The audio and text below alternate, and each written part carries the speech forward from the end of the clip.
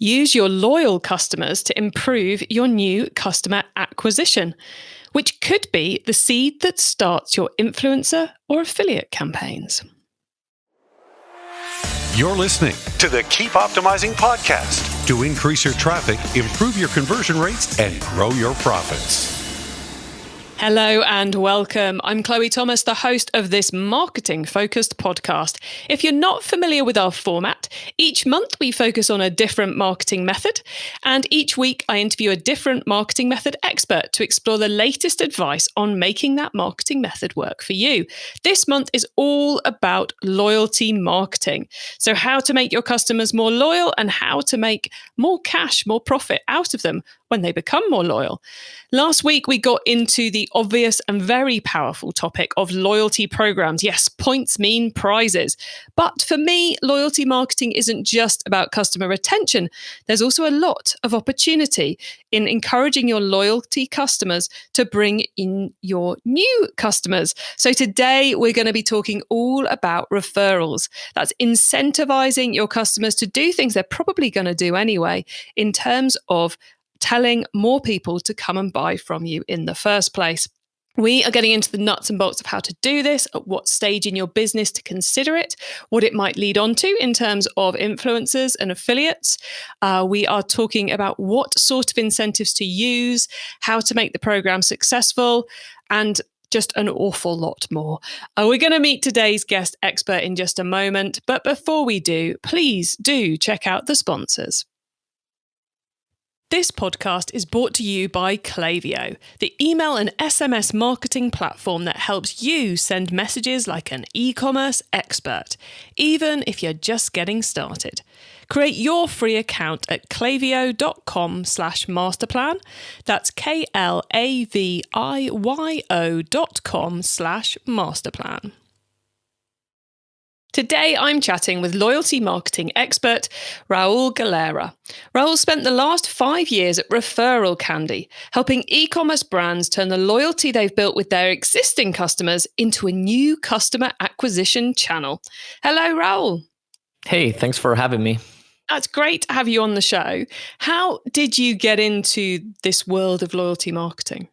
Well, I got first introduced to it when I joined ReferralCandy, which was five years ago. Back then, I was working in sales and business development for a company that was in a kind of totally different environment. We were actually selling recruitment services to startups. I was looking for a career change, and I actually came across ReferralCandy, and one of the things that kind of stood out was the idea that this was a tool that was leveraging customers to create loyalty and also to acquire new customers, so kind of like using your own customer base as an audience to build on top of that. And so I eventually ended up reaching out to the CEO directly, just via cold email, and told him that I wanted to work with them, and kind of the rest is history. Very cool. So you know, as we know, many people don't. Many businesses don't get as far as doing loyalty marketing. So I guess that's why the first time you got involved was when you started working in the industry, was because so many companies just don't get around to doing this loyalty piece. I think so. I mean, I feel like a lot of businesses kind of have a good understanding of the importance of keeping customers around. So in my previous role, I was in charge of acquiring customers. And obviously it was good for me to retain those accounts in order to be able to obviously get new business from them down the line. So if they had recruitment needs down the line, they would reach out to me and they wouldn't go with a competitor. But the reality is that we didn't really have a structure in place to increase customer loyalty, right? We were just kind of, staying in touch with them and kind of hoping that they would come back to us whenever they had needs. But it's true that we didn't have any sort of system in place. And unfortunately, I think that that's also the case for a lot of companies, not just obviously in the e-commerce world. It's probably a little bit more structured. We have a lot of tools to keep your customers engaged. But outside of that, I think it's a little bit more complicated for a lot of businesses to kind of figure out what's the best way for them to retain their existing customers. Yeah, and I often feel it's something which we pay a lot of lip service to. but we don't necessarily, we know it's important, but we don't necessarily get around to it. It's that task that keeps getting nudged to next week, to next week, to next week. But hopefully our conversation is going to persuade more people to stop pushing it back and to get on with it right now, because I really do think it's a huge opportunity as we come out of the pandemic to start taking advantage of what's essentially sitting right in front of us and ready to be made use of. So we are here to talk about referral programs. So acquiring those new customers from the recommendations of our existing loyal customers. So why should an e-commerce brand have a referral program? Why should it be high up on their list of things to be doing right now? Well, first of all, because if you already have a somewhat successful e-commerce business, you are already getting referrals. The good thing about word of mouth, I guess referral marketing, but before that, word of mouth is the fact that it happens organically. If you have happy customers, if you have a good product, if you have an overall good purchase experience, your customers are going to be happy, and your product is going to come up in conversations with their friends, or it's going to come up in something that they're going to post on social media, or if they have a blog, they might write about it on their blog, or they might create a video about it on YouTube, whatever it is. We have multiple channels right now, but a lot of customers are going to be just incentivized to talk about your brand and your product just because they love it so much. And we love talking about things that we do. And obviously, purchasing online, it's one of the things that we do on a regular basis now more than ever. So it's about building on top of that. So referral marketing, what it does is that it creates incentives, and it also creates a system to basically notify your customers and kind of keep them informed about the referral program, so they are incentivized to refer even more. So they're incentivized to do something that they were already doing before, but also if you don't have any sort of like referral marketing system in place, it's kind of hard for the brand to figure it out how many of these new customers are coming from referrals, and who are your best customers and the customers that are referring the most friends and all of that. So it's really about building on top of something that you probably already have as a successful business. And then, so that will be kind of reason number one. Reason number two, in my opinion, it's because it's one of the most cost-effective ways to acquire new customers. If we compare it to, obviously online ads or even SEO, which is something that it's going to take a long time to eventually become a major customer acquisition channel.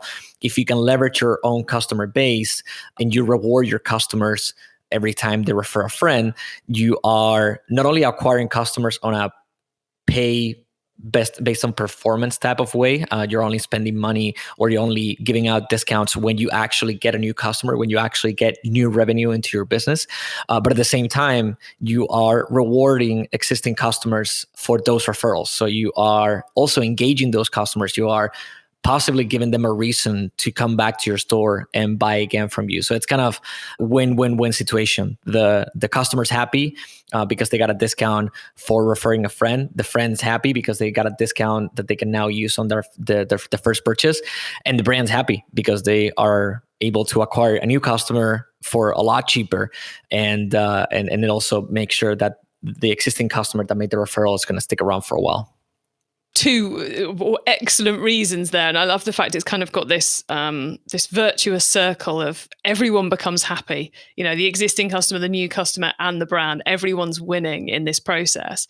But it's something which I know a lot of retailers simply do by chucking a refer a friend card in a parcel. Give this discount to a friend, but of course you can't. It's very, very hard to track all of that, and very hard to reward the existing customer. So at what point should a business be moving beyond the just asking the customers to do a referral via that kind of basic postcard method to something they can actually track and legally track from a privacy policy, and GDPR and all of those types of things as well? At what point should they be moving on from the basic option to the basic, slightly kind of like organic plus, I suppose, option to something more robust? Keeping in mind that the answer that I gave earlier, in terms of having a good product, having happy customers, that has to be the baseline. So that has to be in place. So whether you are a startup with a handful of orders per month to a brand that has been around for several years and has thousands of orders per month. So regardless of the stage of the company, those things have to being placed, you have a good product, you have happy customers. That's kind of the baseline that you can build on top of that. Now, it's never a bad time in the sense that, if you're a startup and you're kind of like getting your business off the ground, a referral program can help you acquire those first customers, kind of based on the interactions that your existing customers are going to have with their friends. Now, it's going to take a lot longer for that referral program to take off and to become kind of a major customer acquisition channel, or it's going to be harder also to kind of see referral sales happening, and that's definitely not going to be the case with a brand that has been around for a while, that has a lot more customers, a lot more orders on a daily basis, and essentially a lot of customers that can be enrolled into the referral program on a regular basis. At the end of the day, this is a numbers game. And so the more customers that you can have in your program, the more customers that are going to actually go out and share the referral link with their friends. And obviously the number of friends will also be bigger, which at the end of the day, it's what brings new revenue. If you're a startup and you don't have that many orders per month, it's going to take a lot longer to see those initial sales coming in. So it's really a matter of kind of having some expectations in mind and kind of based on the stage of the business. And just keep in mind that if you're a startup and if you don't have that many customers in your customer base at the moment, it's going to take a lot longer. I love that it was like kind of we were taking for granted that the customers had to be happy. But I'm so glad you pointed out that actually, if your customers aren't happy, don't do this. Make them happy first. Because of course, otherwise it's not going to work. You've got to have that loyalty that you've built by, building a good relationship with the customers. Yep. But then I like the point you're making around how whatever point you put in place a easy to use, easy to track system that rewards everybody in the process, it will have an impact, and that impact will only grow as the number of customers grows. And of course, the sooner you put it in place, the sooner it will help you get new customers. But of course, it's only going to operate as a percentage of your overall number of customers, overall number of sales. So the impact is bigger if you wait, or the impact of the week you go live is bigger if you wait, but the impact over time is bigger if you do it sooner. Yeah, exactly. And actually, one thing that we recommend brands to do whenever they launch a referral program is to notify their past customers about the referral program. Typically, the way that customers get enrolled into a referral program, it's by having some sort of post-purchase interaction, usually an email, or it could also be a pop-up. But it's after the purchase that they get automatically invited to join the referral program.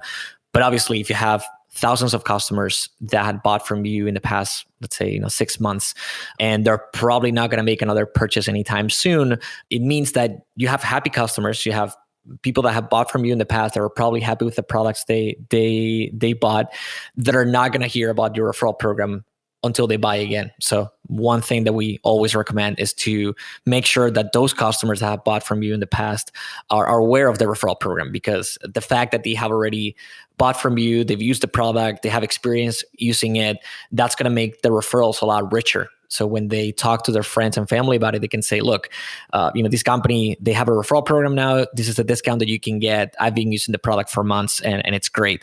Also, because one reason why I believe that customers are kind of like the best salespeople that you can possibly have for any e-commerce brand is the fact that if they recommend something to a friend, they actually mean it. They're not going to recommend a product that they didn't like just because there is some sort of incentive in place, right? Nobody's going to recommend a bad product to a friend just because they're getting $10 out of it. So that's why these referrals are so important.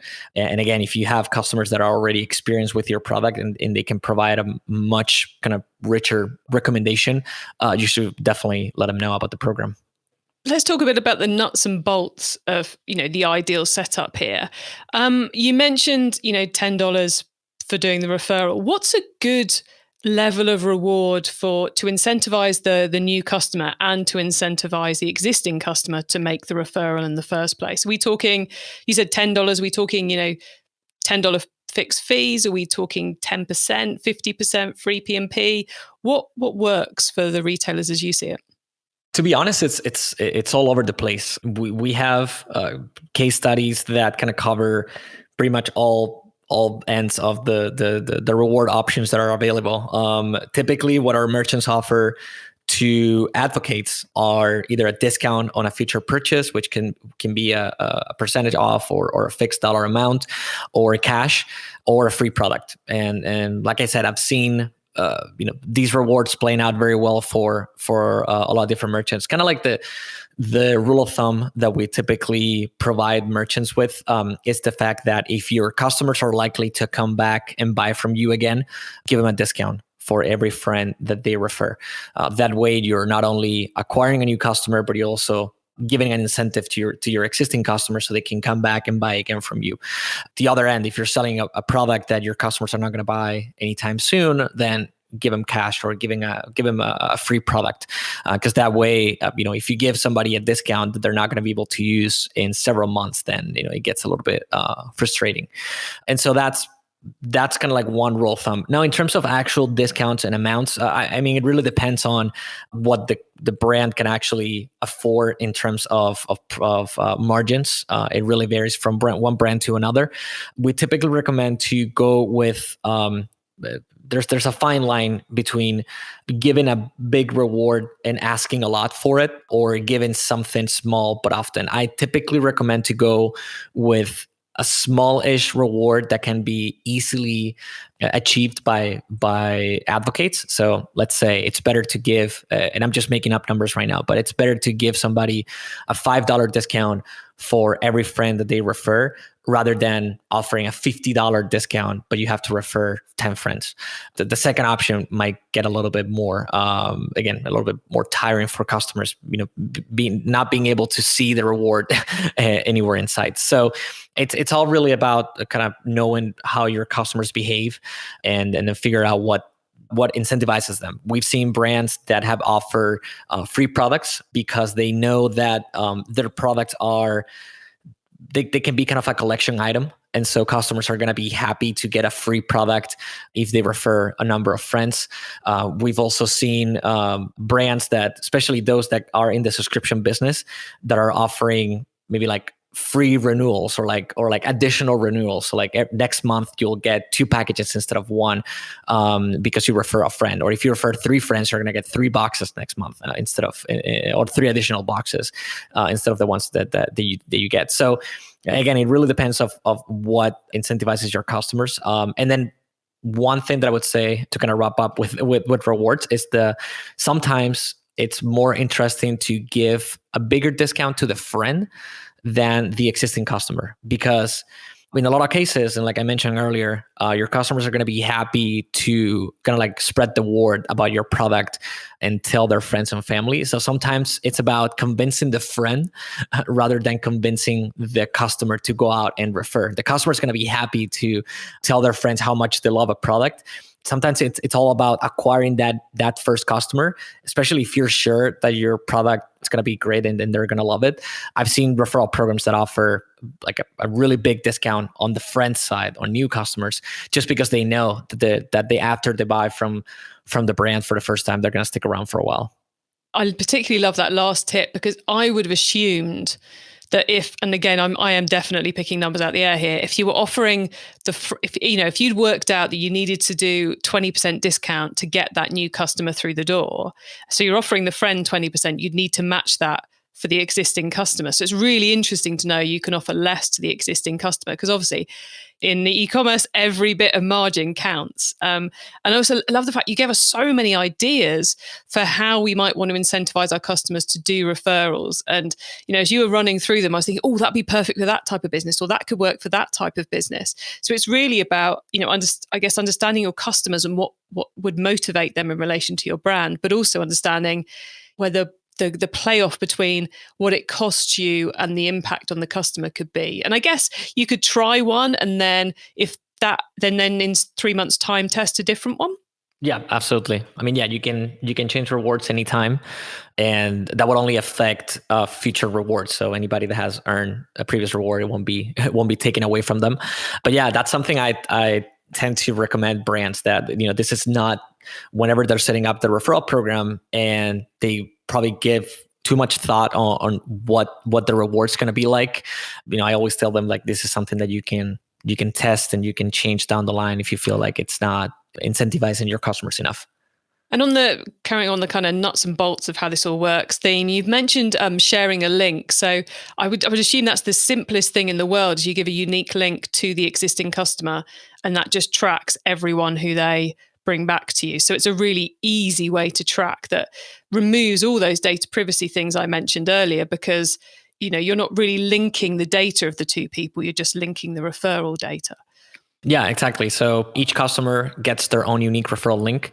And the good thing about it is that they can share on a text, on a group chat, on social media, but also if they have a blog, they can write an article about a product and then link back to it. Or if they have a YouTube channel, they can do an unboxing video and then share the referral link in the description.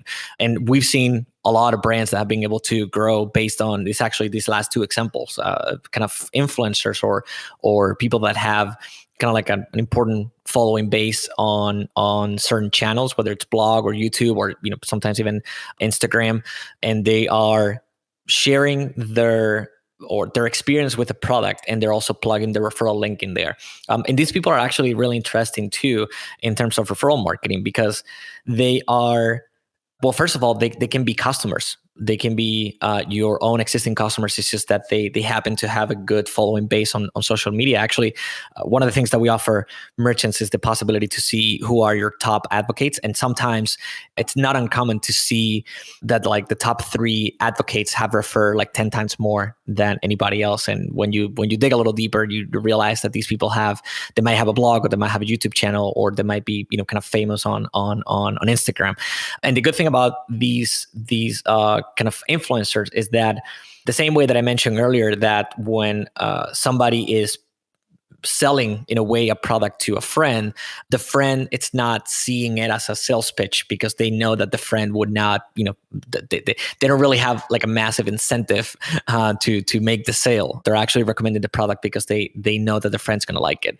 With influencers, it's kind of similar in the sense that a lot of these people have a following base because they have some sort of authority on something, on whatever field it is. And so it will be detrimental for them to recommend a product that their audience is not going to like. So again, this is kind of like another angle on referral marketing. And we actually have a lot of clients that are running 2 programs at the same time, one for customers and one for kind of affiliates and influencers. And they have different types of rewards, and they kind of treat them a little bit differently. But the kind of like the bottom line of the referral program is the same thing. And the kind of like the incentives for these people to go out and refer are fairly similar. I love that. So it's kind of a good way, if anyone's thinking of getting into influencer marketing or getting into even affiliate marketing, this is a good way to start off with your warmest possible audience, because it's basically all 3, referrals, affiliates, influencers. They are all about finding people who will send traffic that wants to buy to your website. So this is a very kind of easy, non-scary way to get involved. And then the high quality bits float to the top, I suppose. And as you say, we could then create a second version that specifically for the micro influencers we found, or the affiliates. I love that kind of expansion of it. Frankly, I love anything which makes where we can run multiple things through one tool. It's never a bad thing. Raul, one of the things which I hear retailers say, hear e-commerce brands say, is they get a bit nervous about sending these messages to their existing customers going, send us more business. And they get a bit nervous about the reaction they might have. You mentioned that the existing customers tend to actually quite like it. So what's your advice to anyone who's feeling nervous in that arena? I mean, it's all about the relationship that you have with your customers, and kind of what your post-purchase journey looks like for these clients. If your customers are happy with your product, and again, you have good reviews, your support team is getting good comments, or kind of like overall happy customers, they can sense that feeling of customer satisfaction, there shouldn't be any problems with asking for a referral. The worst thing that can happen is that they won't do it, and that's it. There's really nothing negative unless your customers are not happy. So if you buy a product as a consumer, if you buy a product and it's not what you expected, and kind of like the whole experience was bad, and then you get a referral message, then yeah, you're going to be a little pissed. But if that's not the situation, then I would say there's not much to fear. For brands a little bit hesitant in terms of how to ask for referrals, I would recommend to make it as honest as possible.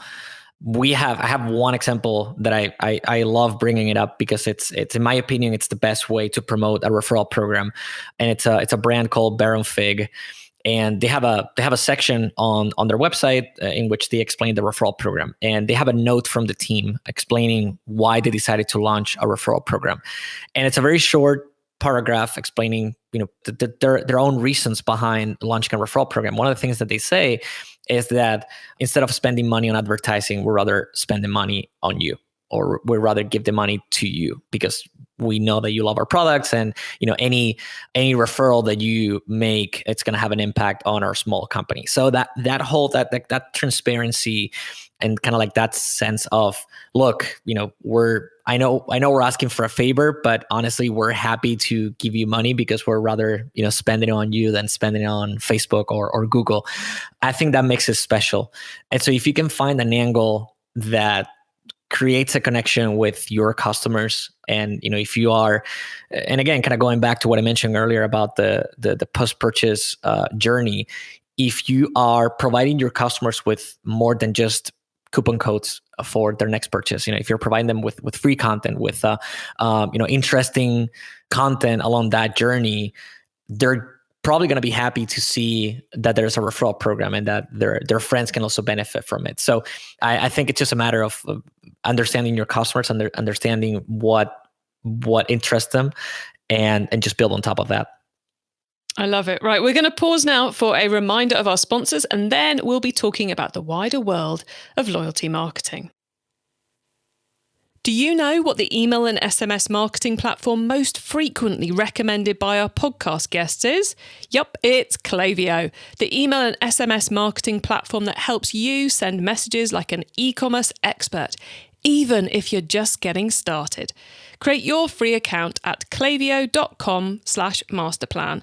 That's KLAVIYO.com/masterplan. Okay, Raúl, so far we've gone deep into using referral programs. Now you get to wow us with your insider knowledge about the whole of loyalty marketing. So for the following questions, your answer can be anything to do with loyalty marketing, which of course does include referral programs. Raúl, are you ready for these tips? Yep. Okay, then let's start with loyalty marketing newbie advice. If we've inspired someone to take their first step with loyalty marketing, what do they need to know to give themselves the best chance of success? I would say the first thing that you can possibly do is to talk to your customers. If you're a small company and you have direct contact with your customer base, get the feeling of whether your customers are happy and whether your customers might potentially be making referrals already. Try to look for those early signs, and otherwise try to measure your kind of customers' happiness. One very quick experiment that you can run is to do a Net Promoter Score survey. They've been around for a while. They're kind of fairly easy to run, and if you get a decent result, if you get 80% of your customers will be willing to refer a friend, then you're probably in a good spot to start a program. I love that. Now, once you've started, of course, you've got to keep optimizing. So what's your favorite way to improve loyalty marketing performance? First of all, monitor the performance of the program. As we mentioned earlier, there's going to be some testing involved in this. So keep an eye out on how are your customers interacting with the referral links? Are they being incentivized to share it on social media or to sharing it with their friends? How many clicks are you getting from those? How many conversions are you getting from those referral links? Like maybe there's a little bit of tuning that you need to do on the friend offer. But yeah, monitoring, it's the number one step in my opinion, because that will give you some guidance into what to do to keep growing it. The data always has the answers every single time. Okay, if someone listening wants to learn more about loyalty marketing, is there one cheap or free resource you would recommend? So it's not necessarily related to referral marketing itself, but I read a book recently that kind of talks about how we are influenced and how we are incentivized as humans. And I think that has a lot to do with how we interact with the referral programs. And it's this book called Influence by Robert Cialdini. I hope that I pronounced the last name correctly. But yeah, the book is called Influence. And it's been around for a while. It's not kind of like a brand new resource, but it gives a lot of insights into how we can influence, in this case, customers to go out and refer their friends. We talks about incentives, and again, it's not necessarily based on loyalty marketing, but I think it has some really good angles that marketing managers can implement. It's a phenomenal book, and one I think anyone with any connection to anything in marketing should have to read at least once a year, because it's just, every time I read it, I'm like, whoa, I forgot about that. That's amazing. Yep. I need to do that. It's just super powerful, and lots of lovely stories in there as well about the different things they've done. Anyway, we're not here to wax lyrical about that book for a long time. So the last question. Finally, it is crystal ball time. What's coming up in the next 6 to 12 months that we should be getting ready for in loyalty marketing?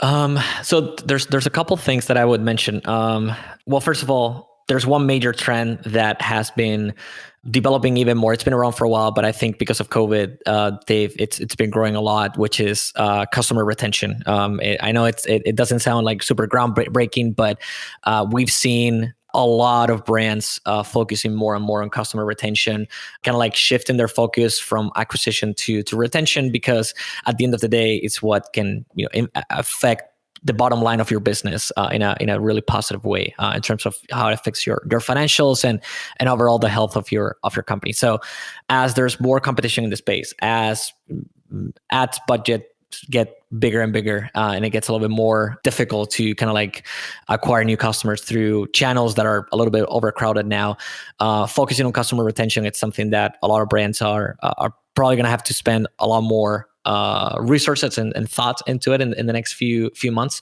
And then also, as we kind of approach the kind of like the busiest time of the year, Black Friday, Cyber Monday, Christmas, one thing that I always like to mention is the fact that make sure that you have your kind of just post-purchase journey ready for those new customers that you're going to acquire. A lot of brands kind of overlook this area, and they kind of like forget in a way about customers after they hit the thank you page. So make sure that you have a clear journey, whether it's into kind of like a loyalty program or referral program, but make sure that you have a clear path for them to follow after that.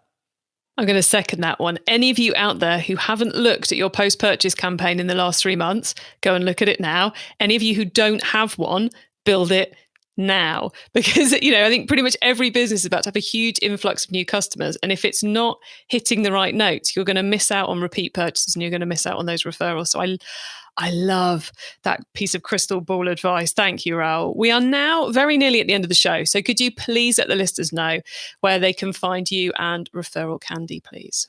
Yeah, so I'm always on LinkedIn. So Raúl Galera, you can find me there. Otherwise, so our website's referralcandy.com, and then ReferralCandy on Twitter and Instagram. It's where we're usually pretty active.